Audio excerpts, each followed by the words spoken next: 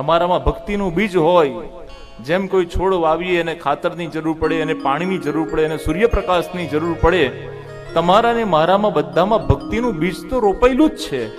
આપણા માતા પિતાએ આપણને સંસ્કાર આપેલા જ છે, પરંતુ એને યોગ્ય પોષણ નથી મળતું, અને સંસારની માયામાં એવા પડી જઈએ છે કે રોજ સવારે જવાનું, નોકરી કરવાની, પાછા આવવાનું, દિવસ ક્યાં પૂરો થઈ જાય ખબર પડતી નથી.